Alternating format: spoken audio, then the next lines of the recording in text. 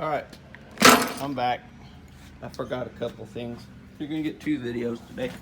First thing is, you can see this is the one bushing. Had a hell of a little groove ore in it. I don't know if you can see the lip, maybe from the other direction. Yeah, you can kind of see it in there by the shadow in the hole. When I put my shoes on, the way I do it is I knock the little pins in there. I put that spring in there and I wrestle them over the S-cam and all that, which in this case is easy right now. Slack adjuster's off, so it'll rotate however you want it. And then I use a little pair of vice grips, and I clamp them. Damn seat won't roll. Just about like that. Hook it on the bottom. That way you're holding the shoe up, pulling it up at the same time, and it's not very hard to get it in there. But one trick that I've learned, let me get another spring. These aren't bad, but sometimes you even doing that way, you fight them. It's because the paint is holding the dang spring together. So if you grab it with both hands, which I can't really do and hold the phone, and almost like you're trying to break it in half and make sure the paint's not holding the spring together, yeah, this one's not stuck.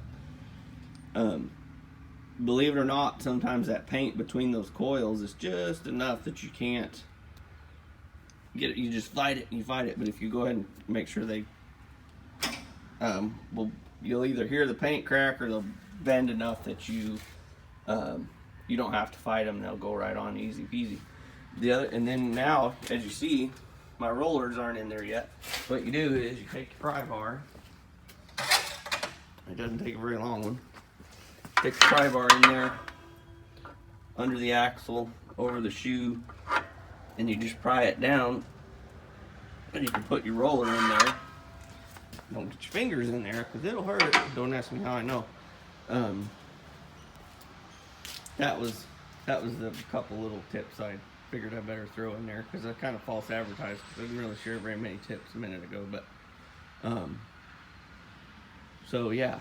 And then the other thing I like to do on my seals, and this comes from back in the day of the using Stemcos with the grit guard, is the surface that seals on the shoulder of the spindle. I always like to run me a little dab of silicone around there, just in case there's some crud in there or something, just to fuzz off. You're not leaking between the seal and the spindle. I don't really ever have any issues with those new style bearings, but it's something I learned when I started this, 20 years ago, and it kind of stuck with me.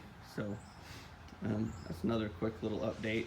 And at some point I'll probably do a video, A, so you know how ugly I am, and B, I will explain my background so you realize I'm not a hack that's just pulling this shit out of his ass. I actually have been there and done that and been paid to tell people how to do this stuff. Not actually work, literally to tell them how to do it, what they should do, stuff like that. And I'll tell you why I don't run a business anymore and why I got out of it and why I simplified life. And maybe it'll either keep somebody from making a mistake or motivate somebody to make life simpler, because it's too fucking short, man.